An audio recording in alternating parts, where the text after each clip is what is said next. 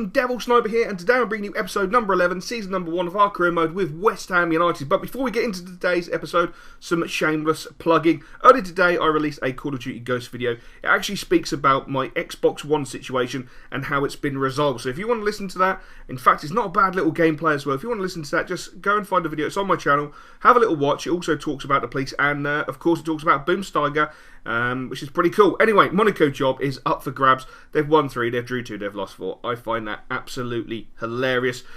Big AC is declaring himself fine. He's happy. He wants to play, which is fantastic. But then I'm going to take my hat off and say, well done, lad. You know, he's struggling to settle in. He knows it, and he doesn't want it to affect him, which is fantastic. And he's had the balls to come to me and talk to me about it, which is sensational. So I'm going to make life easy for him. I will sort him out. You know, he's 19 years old. It's quite a rigmarole to come halfway across the world to be playing football for a club in a completely different country. So I'm going to give him additional time to bed in, help him along his journey, and hopefully he'll turn out to be a cracking footballer. But I have to take my head on that. Shows such great maturity for a 19-year-old, which really, really impressed me. But moving on, we have a tough away game to Swansea. We all know Swansea love to dictate the play. They love to hold on to that ball, and they're renowned for their passing ability. They are sensational when it comes to knocking a ball about, and it's something that we had to be prepared for. And as you can see, Pablo Hernandez picks the ball up on that left-hand side, but look at that from Byram.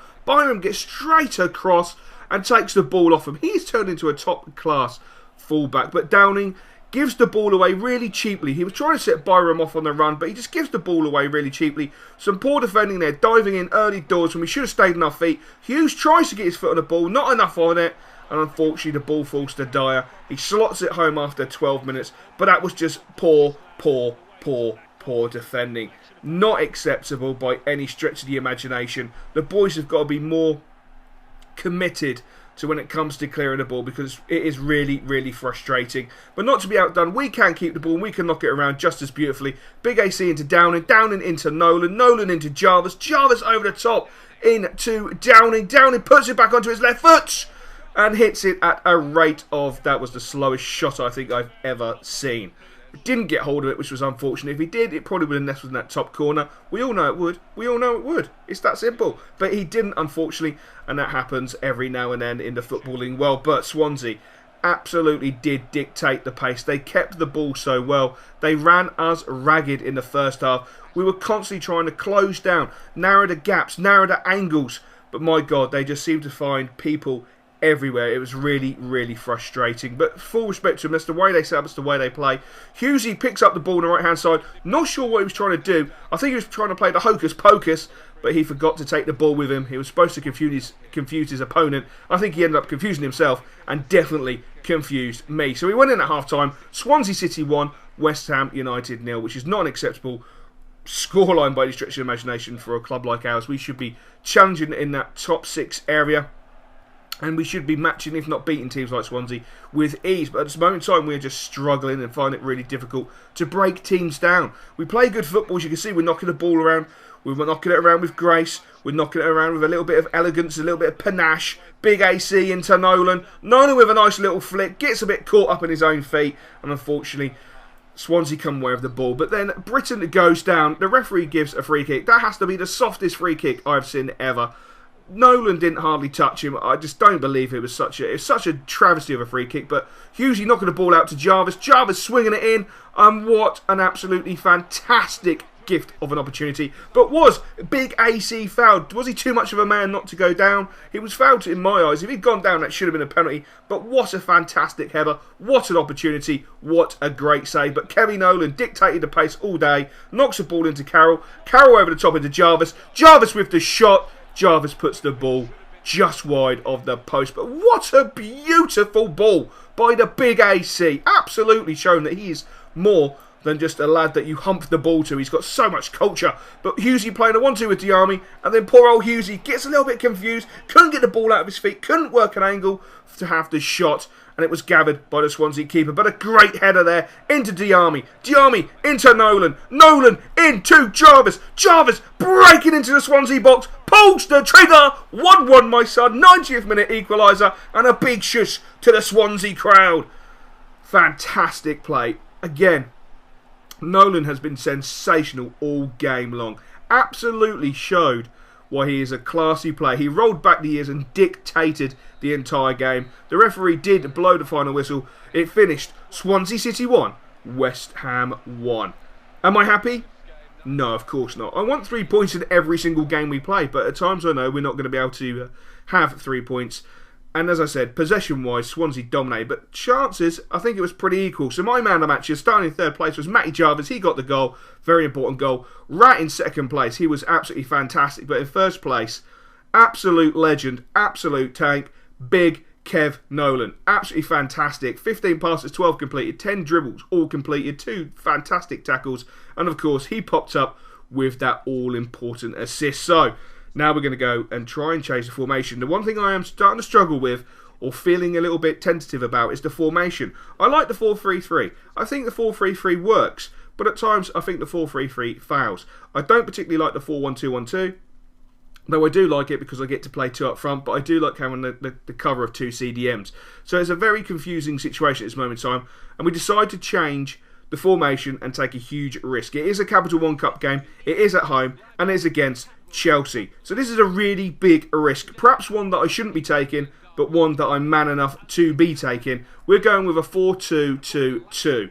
Yes, a 4-2-2-2. And because our squad is slightly stretched, I'm bringing in Taylor into centre of the park to play alongside Marky Noble. And I'm having Joe Cole on one side and, of course, Ravel Morrison on the other. And I'm going up front with a couple of strikers, Samras and Vaz-Tay, to try and give me the edge over a sluggish Chelsea side. I think if you get at them, you can beat them. And that's all we've got to do. We've just got to match the work rates, get right in their faces, get right up in their grill and give it a good bloody go. If we do that, I feel we have the players on the pitch who can do the business, especially the lad on the ball just there, Mark Noble. His passing has been sensational all season long, and I truly believe he can. Morrison down the left-hand side, early doors, getting pushed off the ball there. But look at him, he picks the ball up, turns, swings the crossing into Samaras, either side of the goalkeeper, which is Swartzer. They've dropped check, obviously, because it's a cup game. Would have been 1-0. But Demel into Joe Cole, rolling back the years, rolling back the ground, chips the ball in.